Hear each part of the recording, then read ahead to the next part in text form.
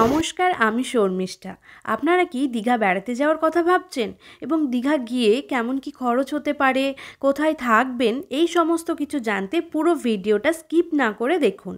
আর তার আগেই আমার দিনের শুরুটা কিভাবে হয়েছিল তার একটু ছোট্ট বর্ণনা দিয়ে দিই। এটা ছিল দীঘায় আমাদের ডে 1। সকাল 11টা নাগাদ বাসে করে আমরা পৌঁছে গেছিলাম নিউ দীঘায়। বাস থেকে নেমে ফুটপাতের একটা দোকানে ব্রেকফাস্টটা সেরে নিয়েছিলাম। আমাদের যেহেতু অনলাইন রুম বুকিং ছিল না, তাই আশেপাশের হোটেলগুলো একটু ঘুরে ঘুরে দেখছিলাম রুম বুকিংয়ের জন্য। অবশেষে হসপিটাল মোড়ে মাত্র 1000 টাকা পার নাইটে এই এসি রুমটা আমরা পেয়েছিলাম, যার ডিটেলস সম্পূর্ণ একটা আলাদা ভিডিওতে আমি শেয়ার করব। এখন বাজে দুপুর 12:30 আর একটু ফ্রেশ হয়ে নিয়ে আমরা চলে যাচ্ছি এখন নিউ দীঘার সমুদ্র উপভোগ করতে। তো পিছনে ওই যে গ্রিন কালারটা আমাদের হোটেল, আর এখান থেকে বেরিয়ে সামান্যই বিচটা, মোটামুটি 3-4 মিনিটের পায়ে হাঁটা। তো আমরা হেঁটেই যাচ্ছি এখন বিচের দিকে। ফাইনালি তাহলে আমরা দীঘা এলাম, আর এখানে প্রচুর মানুষ। আমরা নামবো এই সাইডটায় মানুষটা কম আছে, আর এই যে ওই সাইডটায় প্রচুর ভিড়। চলো একটু ওই সাইডটায় যাই। এখানে তো প্রচণ্ড হাওয়া, তো অনেকেই বলছে যে গরমের মধ্যে আসা ঠিক হবে কিনা। তো এখানে যা হাওয়া, তাতে করে গরমটা ঠিক বোঝা যাচ্ছে না। বেশ ভালোই লাগছে, ওয়েদারটা দারুণ লাগছে আর কি বলা যেতে পারে। জাস্ট ভিড়টা এখানে দেখো, প্রচুর ভিড়, আর প্রচুর রাইডও হচ্ছে এখন জলের মধ্যে। আর এই গরমে বেলুন, আইসক্রিম, ডাব এখানে কি নেই বলা যেতে পারে। তো অফ সিজন এটাকে একদমই বলা যাবে না। সে তো তাই, আজকে যদিও উইকেন্ড, তো আজকে একটু ভিড়টা বেশিই হবে তুলনামূলক। এটাই হচ্ছে নিউ দীঘার মেন বিচটা, যেখানে ভর দুপুর বেলাতেও মানুষজনের সমাগমটা তো দেখতেই পাচ্ছেন। যদিও গরমটা এখানে তেমন অনুভব করাই যাচ্ছিল না, সুন্দর একটা হাওয়া বইছিল। দুপাশ দিয়ে আইসক্রিম, ডাবের অফুরন্ত দোকান। এখানে একটা ওয়াচ টাওয়ারও রয়েছে, যার উপরে উঠলে চারিদিকটা আপনারা খুব সুন্দরভাবে দেখতে পাবেন। আর স্নান করার সময় জুতো বা মোবাইল নিয়ে কোনো চিন্তা করার প্রয়োজন নেই, কারণ এখানে কিছু মানুষজন আছে যাদের কাছে আপনারা টাকার বিনিময়ে সেগুলো রাখতে পারেন, আবার স্নান সেরে সেগুলো ব্যাক নিয়ে নিতে পারেন। প্রথম সমুদ্র দেখার জন্য আমি তো ভীষণ এক্সাইটেড ছিলাম, কিন্তু বিচে পৌঁছানোর পর মনটা আমার কিছুটা হলেও খারাপ হয়েছিল, কারণ ওখানে দেখছিলাম প্রচুর প্লাস্টিক পড়ে। হয়তো আমরা যারা ঘুরতে যাচ্ছি তারাই জায়গাটা নোংরা করছি। তো ওপরে কিন্তু ডাস্টবিন ছিল। আমি বলবো আপনারা গেলে অবশ্যই কখনোই নোংরাটা সেখানে না পেলে ডাস্টবিনে ফেলবেন। তো সেই জায়গাটা আমাদের পছন্দ না হওয়ায় মেন বিচ থেকে একটু সরে এসে একটা ফাঁকা জায়গায় আমরা নিজেদের মতো সময় উপভোগ করছিলাম। অবশ্যই সমুদ্রে নামার সময় কিছু সতর্কতা অবলম্বন করবেন, যাতে আনন্দটা দুঃখে পরিণত না হয়।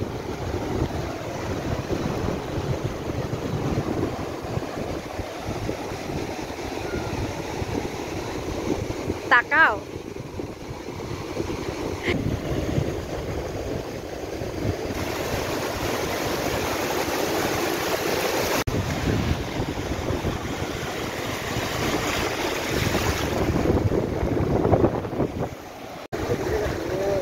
তো ফাইনালি দীঘা সমুদ্র সৈকতে আমরা চলে এসেছি। তো আমরা একটু ফাঁকা দিকটাই আছি, আর প্রচুর ফাঁকা না, তবে মানুষের দিক থেকে ফাঁকা। প্রচুর ঢেউ, আর ভীষণ আনন্দ করছি। আর যারা ভাবছো যে এই রোদ গরমে দীঘা আসবো কিনা, হ্যাঁ, রোদ গরম ঠিকই আছে, তবে সমুদ্র সৈকতে আসলে কিন্তু সেটা আর মনে হবে না। এখানে যা হাওয়া, আর দেখতেই পাচ্ছ ঢেউগুলো।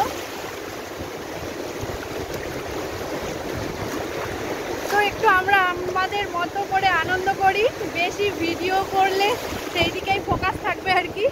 তো যেই কাজে আমরা এসেছি আর কি, নিজেরা একটু আনন্দ উপভোগ করতে, রোজকার ব্যস্ত জীবন থেকে নিজেদের মতো করে একটু সময়টা উপভোগ করতে, তো সেটাই করি।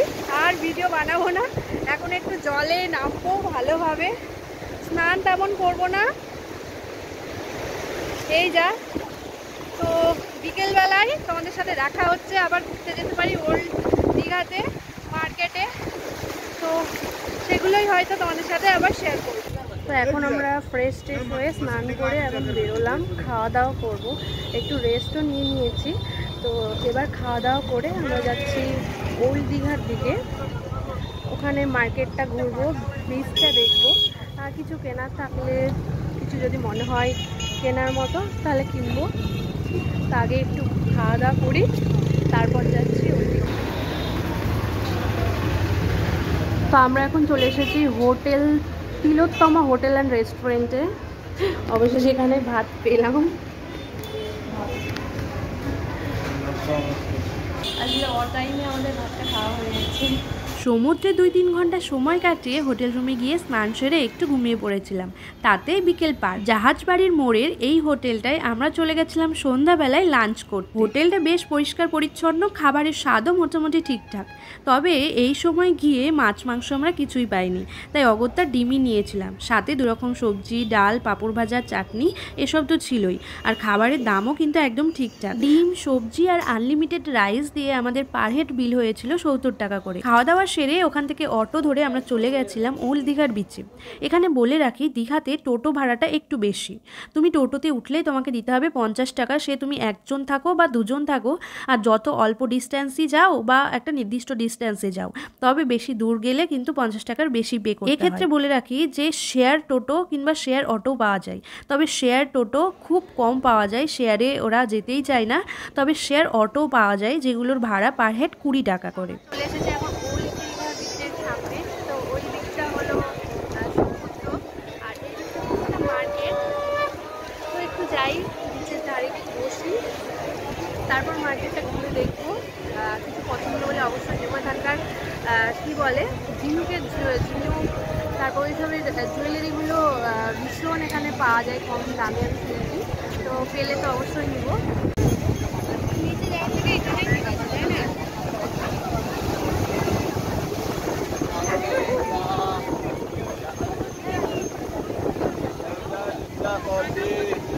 প্রথমবার রাতের সমুদ্র দেখে তার মায়াবী রূপ থেকে আর চোখ ফেরাতে পারিনি, তাই সমুদ্র সৈকতেই একটা জায়গা খুঁজে দুজনে বসে পড়েছিলাম। দূর দূরান্ত থেকে ভেসে আসছিল একের পর এক অক্লান্ত ঢেউ, আর আছড়ে পড়ছিল সৈকতে। সেই কি তার গর্জন! আবার একটু ভালোভাবে ভাবলেই বোঝা যায় রাতের সমুদ্রই কিন্তু সব থেকে ভয়ঙ্কর। এমন এক রোমাঞ্চকর পরিবেশে আপনার প্রিয়জন, বন্ধু কিংবা পরিবারের সাথে বসে 2-3 ঘন্টা নিমেষেই কেটে যাবে। প্রকৃতির এই সৌন্দর্য উপভোগ করতে করতে একই জায়গায় বসে আপনি পেয়ে যাবেন ঠান্ডা জল, চা, কফি, মশলা মুড়ি, আরও অনেক কিছু। শহরের কোলাহল, রোজগার, ব্যস্ততা, কাজ, জীবনের সমস্যা, এগুলোকে পেরিয়ে প্রকৃতির কোলে এমন সুন্দর সময় উপভোগ করা সত্যিই জীবনের স্মৃতির পাতায় একদম স্মরণীয় হয়ে থাকবে। আমি অনেককে বলতে শুনেছি যে এত টাকা খরচ করে বেড়াতে গিয়ে কী লাভ হবে, বরং সেই টাকা দিয়ে কোনো একটা ভালো কাজ করা যেতে পারে।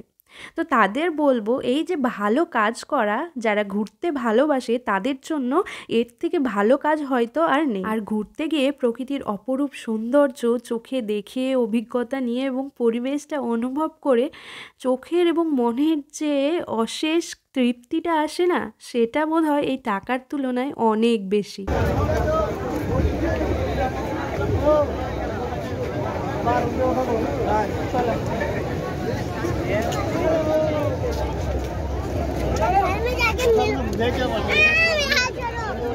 রাতের সমুদ্র উপভোগ করতে করতে 1-2 ঘন্টা যে কিভাবে কেটে গেছিল বুঝতেই পারিনি। সব দোকানপাট বন্ধ হয়ে যাওয়ার আগেই মার্কেটটা ঘুরে দেখব বলে হাঁটতে শুরু করেছিলাম বিচের রাস্তাটা ধরে। কাঠের জিনিস, ঝিনুকের, শঙ্খের, চীনামাটির কি নেই বলা যেতে পারে, সাথে চটপটি, আইসক্রিম, ফুচকা, কি নেই। কিছুটা হাঁটতেই দেখলাম বিশ্ব বাংলার একটা লোগো চোখে পড়লো। দেখে তো মনে হচ্ছিল প্রথমে পার্ক মতো। ভিতরে গিয়ে দেখলাম এখানে সুন্দর একটা বসার জায়গা ছিল, আর সেই সাথে এখানেই আই লাভ দীঘা এই লেখাটা ছিল। অনেকেই এখানে ফটোস, ভিডিওস বানাচ্ছিল। তো আমরাও এখানে ঘোরাঘুরি করছিলাম। আর একটা জিনিস এখানে নোটিস করলাম, ওল্ড দীঘার থেকে নিউ দীঘাতে খাবারের দোকানের প্রচুর অপশান ছিল। ইভেন সমস্ত ব্র্যান্ডেড খাবারের সবগুলোও ছিল এখানে। আমরা দুজন তো এখন উদ্দেশ্যহীন ভাবে যাকে বলে ঘোরা, সেটাই ঘুরে বেড়াচ্ছি। কোন দিকে কি কিছুই জানি না, জাস্ট যেদিকে ইচ্ছে করছে সেদিকেই ঘুরে বেড়াচ্ছি। ঘুরতে ঘুরতে একটা জায়গায় চোখে পড়লো পরপর বেশ কয়েকটা মাছ ভাজার দোকানের স্টল।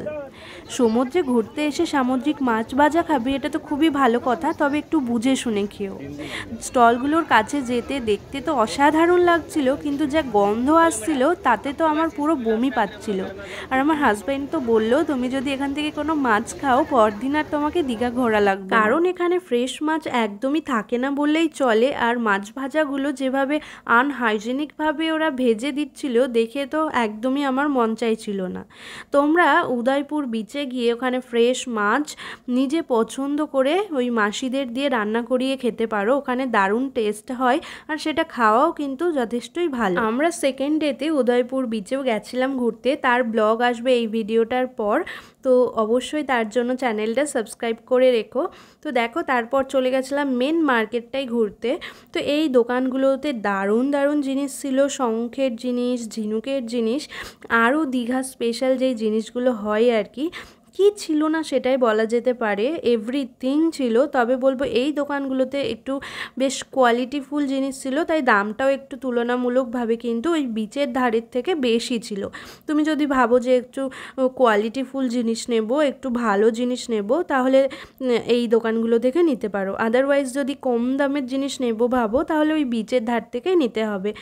সো আমরা খুব বেশি জিনিসপত্র কিনিনি, কারণ আমাদের বাসে করে অনেকটা রাস্তা জার্নি করতে হবে, তো এইগুলো ভেঙে যেতে পারে, সেই জন্য আমরা দু একটা জিনিসই কিনেছি। আমি একটা কাঠের চিরুনি নিয়েছি আর দু একটা জিনিস কিনেছি।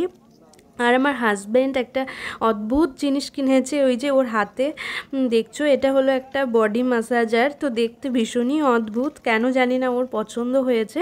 আর সত্যি বলতে আমি তো বুঝতেই পারিনি প্রথমে এটা কি। ওই দিকে ঘোরা আমাদের মোটামুটি কমপ্লিট হয়ে গেল। তো আজকে তেমন কিছু কিনিনি, একটা জাস্ট সুবিনয় বডি ম্যাসাজার কিনেছে।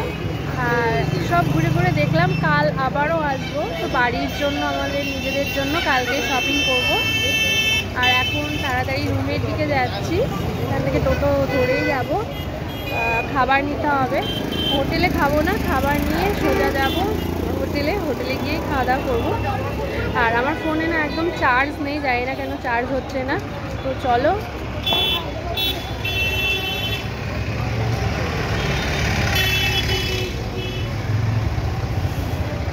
আর একদিন এই সমুদ্রের জলে স্নান করে স্কিনে এত ট্যান পড়ে গেছে, পুরো কালো কালো হয়ে গেছে, কি বলবো, কিছু বলার নেই।